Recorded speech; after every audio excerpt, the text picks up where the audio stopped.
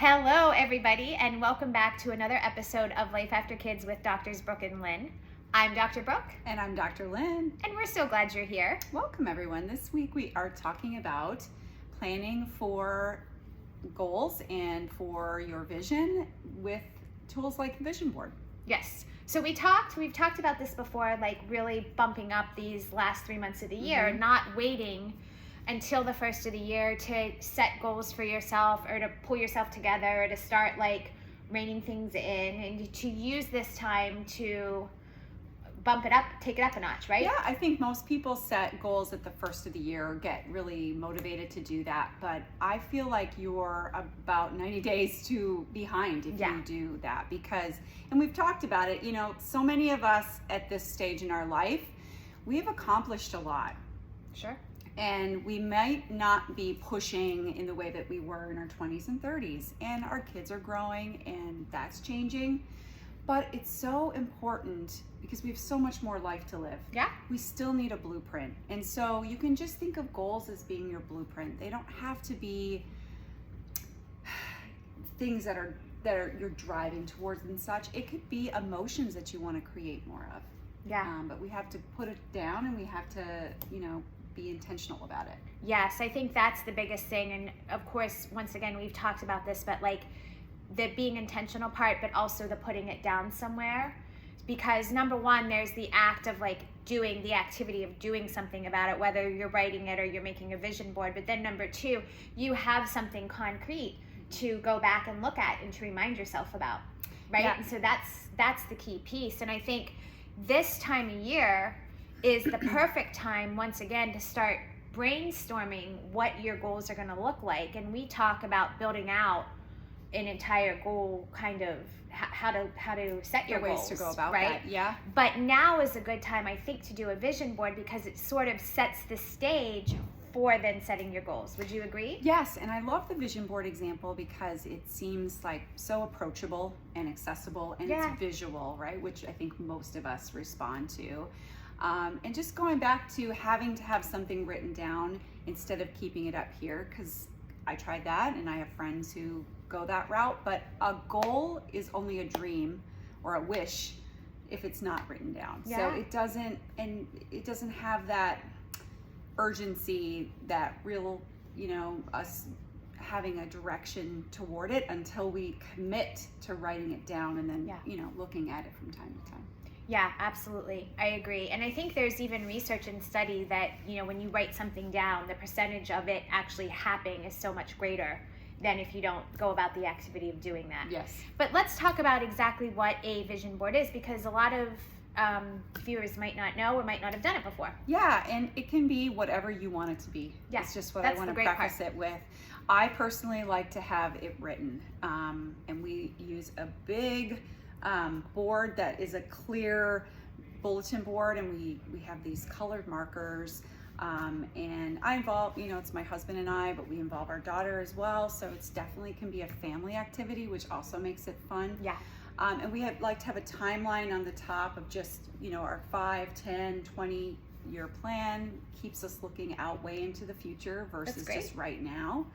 And then we also put fun things like travel and then our big goal in the center, and from that center goal, we have action steps and different sub goals that we're working towards. So your vision board is actually kind of like a visual map in writing.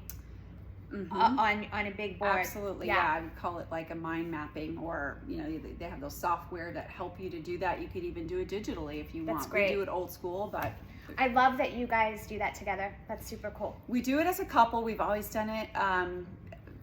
There have been a couple of years, interestingly, that we just got burnt out from it or decided to just experiment with doing it differently or not doing it, and we always have come back to it and seen the value and how much it brings to what we're able to look back on. And because that's the really fun part, when we start our vision board for the future year in the fall, the first thing we do is pull out last year's And it's so fun to check off and look at the things that, wow, we got that. We did that, you know, oh man, I forgot about that. Or it's exciting. It really does put in front of you how much you can accomplish in a year. It's exciting. Yeah, I love that. And for me, my vision board looks completely different.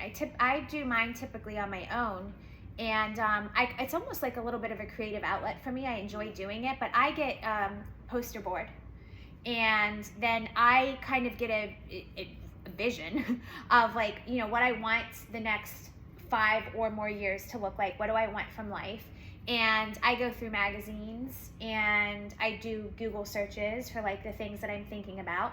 And I clip out either pictures from both places or phrases or words that mean something to me. And then I paste all of them on this board.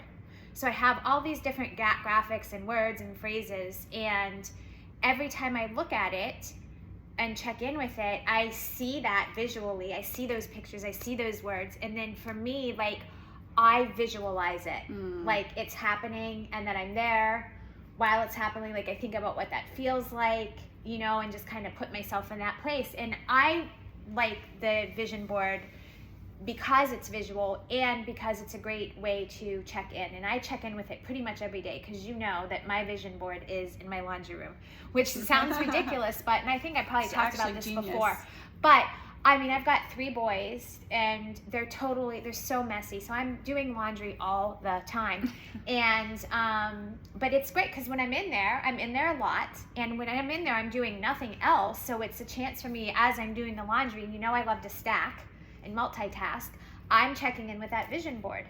I love that. And you know, it's the traditional vision board application. And, you know, so I love that you do that because those visuals are really what help us to connect to that goal emotionally. And if you can, you know, you can connect intellectually, but if you can connect with your heart, that's something that you're so much more driven to take action and come back to, you know, your why. Why do you want that in the first place? So I love that.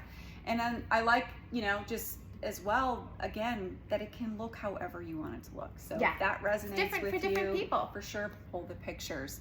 What else would you say about that? One other thing that I was gonna say is, I was actually introduced to vision boarding the way I just described it from a doctor that I used to work with. So he would have his entire staff. We had a vision boarding day. And it was so great. It was like one of our half days. We weren't seeing patients. And we were literally like all cross-legged on the floor together. And we had all of these magazines out everywhere. And we each had a board. And we were like just talking. And we all had like a coffee or tea or something. And it was it was a lot of fun. It was a really nice like team building exercise. It was a great way to just, you know, talk to each other. And I would encourage any of you that have a small business or a couple employees, especially if you're all like, you could even do that setting goals for what you want to do at your office or your place of business. I mean, there are so many directions. Your church group. It's such a great, it's a great group activity too. You put on some good music, you're in a good mood. Like and this is a great time of year to do that, right? It's like the perfect time. Yeah, it's like getting chilly outside and you're, you know, so anyway, I just think it's one of those things. It's once again the little things. It's been a game changer, and I can tell you guys that. And you may have heard me say this before, but I'm ready for a new vision board because pretty much everything on there. I mean, it is remarkable how things fall into place. Yeah, what I was going to say is most people underestimate what they can do in 5 years, but they overestimate what they can do in a week. So, you know, we build our schedule so packed. And it burns us out, you know, so we then don't add in these other goals, or that feels overwhelming. But the truth is if we commit to the things that are the most important to us, the highest priority in accordance to our values, we can get so much done in a year even. Oh my goodness. And that exercise proves it. And very often what happens is if we don't do an exercise like a vision board or goal setting or whatever it is, life just starts happening to you. And it just goes by because you're not being intentional. And all of a sudden you get 2, 3, 4, 5 or more years down the road and you're like, especially at our age, like life is going fast and you're like, what just happened? Yeah, it's that blueprint. If you're not following a plan, you know, life is happening to you then instead of you you know, life happening with you. Yeah, and you creating the life you want. Creating that. And yeah. And I would just say too, if you're out there and you're watching this and something inside of you is just fearful about setting a goal, I can totally resonate with that. And it does take a little bit of courage and bravery to write something real big down. Yeah. You know, and to say, okay, I'm writing this down. That means I feel like I would want to go for that. I mean, that takes a little bit out of you, but Sure. It's a practice and it's a habit. So when you first start out, just start small if that makes you more comfortable, but write something down. And that practice of thinking big and dreaming big, you know, we can't get there if we don't take those steps. Yeah, and plan for it. Yeah, and you know, failure is not reaching a result. Failure is not trying. Yes. Right? There is no trying. Right. Yeah. Do it. Do it. Yeah. So, yeah, I would just say set something, you know, set a goal that it could be one thing, but as long as you pick that one thing that's important to you and write it down, have bravery and courage around doing that, and then go for it. Yeah, I love that. And don't hesitate to start thinking about those things now. Do not wait till the first of the year. Don't wait till New Year's resolutions. For sure.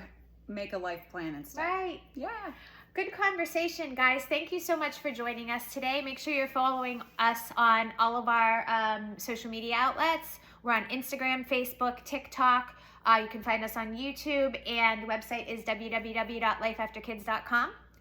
Have a great day. Have a great week, everyone.